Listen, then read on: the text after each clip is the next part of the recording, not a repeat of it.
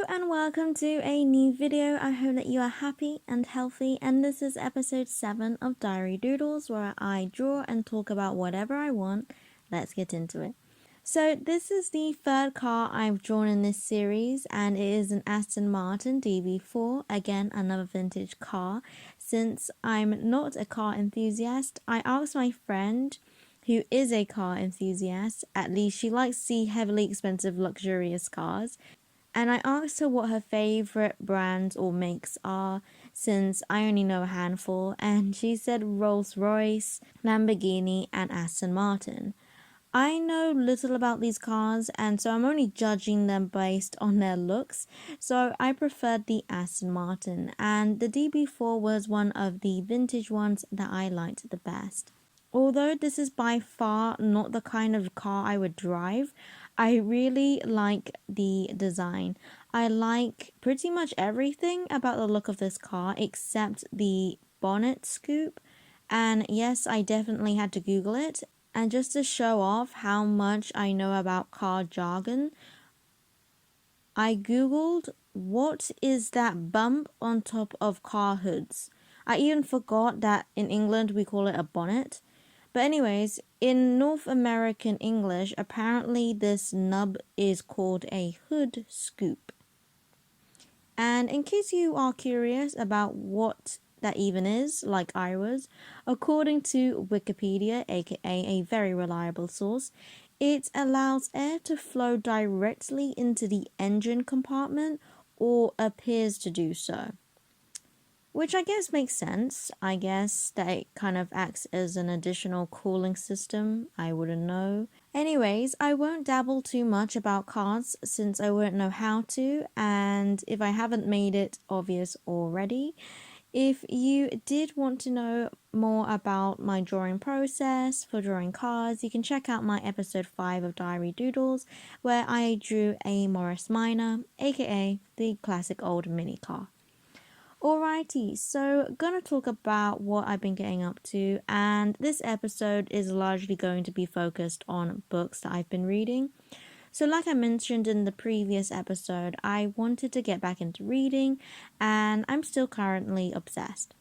I've been getting book recommendations from YouTubers, celebrities, TikToks, and books based off movies or series that I wanted to know more about. And so far, I've only been disappointed with 1 out of the 8 books I've read in the last 40 days, and I'm close to finishing my 9th, which I love so much, but I'll get back to that. I'll talk about the one I hated and the one I loved the most. So the one that I was really disappointed with was sadly the Queen's Gambit, the one that has a Netflix series or movie. And from what I had seen from the short Netflix clips I had seen, I think Netflix did a better job of adapting the book than from what I got out from the book. Now, I will say that I didn't watch the whole thing on Netflix, but the book really lacked character development, determination, plot twist, struggle that seems impossible, only focused on the main character, which got boring at times, as I really thrive on enjoying the connections between characters, and I think that is the best way to truly delve deep into understanding and relating to characters, which I personally think gives a story life, and this book just did not do that for me. So some people may disagree with me, and that's absolutely fine, but for me, I feel like it could have been better if the author made a few tweaks. So in the book, there was hardly anything written about the other characters, and brought little depth to them. The connections between Beth, the main character, did have a level of emotion and depth with other characters, but I feel like it wasn't really marinated enough to truly appreciate each of the supporting characters that played a significant part in helping Beth on her journey. Every character was distant, including Beth, and because there was little variety in emotions and engagement with other characters, it didn't really give the story as much tension. Also, Beth's struggles were quite easily overcome, in my opinion, which was a little disappointing.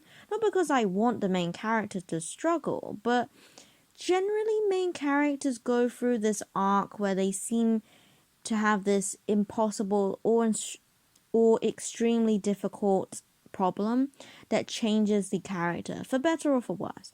But there is no drastic change with Beth's character except in her achievement.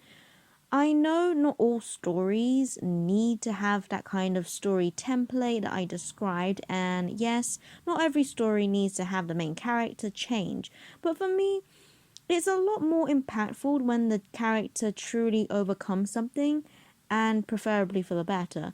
But Beth is the same pretty much at the beginning and end, with her good traits as well as her toxic ones. Beth, again, in my opinion, this is all my opinion, so don't take this too heavily. My opinion is not the only one. But for me, Beth's character was not complicated because she doesn't go through that transformation, which is fine, but without that change, it makes things predictable and dull, and really doesn't take that long to figure out what she's about. It doesn't bring tension with anticipation, and you know how the book is going to end. The book didn't leave me guessing or wondering what was going to happen, and when a small problem arose, it was resolved quickly. When a bigger problem arose, she just gets help from other characters, and it makes her success seem less deserved in a way. Not that I think that main characters should not get any help, but I didn't like that Beth had to be pushed to be determined to want to achieve her biggest challenge. When the main character lacks motivation and a need to self-help, it sets a different tone for the book and lacks excitement and enthusiasm. And since she didn't cheer herself on, it kind of made it hard for me as the reader who is meant to connect with the main character best. I felt depleted in trying to cheer her on myself. Maybe I'm just too fixated on a book that focuses on writing descriptively about human connections and having that optimistic attitude to change one situation, but that is not every book, and if every book was like that, it would get boring. So I will say that this book is well written, just wasn't a book that really clicked with what I prefer to get out of a book. Okay, so the book that I've nearly finished and probably will finish today, I really love, and it's called You and Me on Vacation by Emily Henry. And people may be rolling their eyes that I went so hard on The Queen's Gambit when I'm saying that I love this book, and it really just comes down to personal preference, so please don't be annoyed with me too much. So, You and Me on Vacation, or also known as The People We Meet on Vacation, I'm not sure what happened there, if the title was changed last minute. Anyways, the title that they actually went with, You and Me on Vacation, is a better fit for the storyline. Anyways, so this book has everything I want in a book, more or less. And I like the witty banter between two friends and the typical question of what if two best friends could be something more. I love a typical rom-com where there are two characters that are opposites in their personality, and it makes it easy to bounce off jokes on the contrast. I love rom-coms. I love the cheesiness of them and the cliche of it all. Okay, this book is playful. It doesn't go into deep topics but glazes over them. The plot line is not groundbreaking, but I like that there was tension kept throughout the book. And the relationship between the two characters, Alex and Poppy, is really believable and normal. And you feel soaked in with their inside jokes and Poppy's sarcasm and Alex's sweet nature that just goes along with it. Now, although I have a good idea of what the ending is, from the tone of the book so far and the chemistry between them, I am still rooting for them from beginning and probably to the end, because they go through hurdles that they don't know how to overcome and they want to keep trying to make it work. I love how they have their banter, and I'm always wanting to know what each person is going to say next, and how they may or may not end up together, and what happens in the Croatia trip that made their friendship stagnant for 2 years. Slowly getting to understand all the history and adventures that knits them so closely together. Now, don't get me wrong, I also like other books that surprise me and don't fit into the cookie cutter shape of my guilty pleasures, but this book was really something that I enjoyed, and if the rest of the Emily Henry books are like this, she is easily one of my favorite authors. Also, I'm a final year student at uni, so I'm desperately wanting to have a light-hearted book that is wholesome, witty, and playful, and this book just gave me all of that. I'm excited to eventually read Emily Henry's book called Book Lovers. It's about two rivals, and that's all I know about it, and hopefully it's a rom-com, but it just got released in 2022, and since we're still early in the year 2022, I think it'll take a while for the libraries to get a copy of it, so I may be reading it in a year's time, but who knows? I think it'll be worth the wait. In the meantime, I'll read her other books.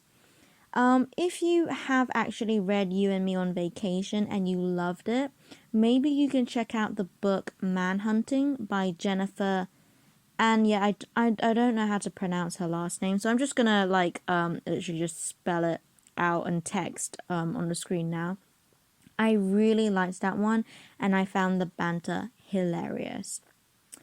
Okay, so I will say that things are kind of I would have liked more in You and Me on Vacation. I would have liked it more if we got to know, again, the families of both Alex and Poppy more, although they did go into them quite hilariously, and you kind of see the lightheartedness and also the kind of sadness behind it as well, with Alex's family. And I liked that because you understood the characters better based on what you knew about the family, and I really liked that element of learning about the family and the funny interactions with their first time meeting each other's families for the first time and that kind of thing. I feel like it could have gone a little bit deeper in terms of insecurities that each character had. Although it was mentioned, I feel like it could have gone a little bit more emotional. But again, this is a feel-good book, so it's not going to have a spectrum of emotions that deeply goes into sadness and guilt and that kind of thing. So just bear that in mind if you do plan to read this book. Okay, well, that's my rant about books over. If you like this video, then you can check out my Diary Doodles playlist. That's all from me. So, as always, God bless, and I'll see you later.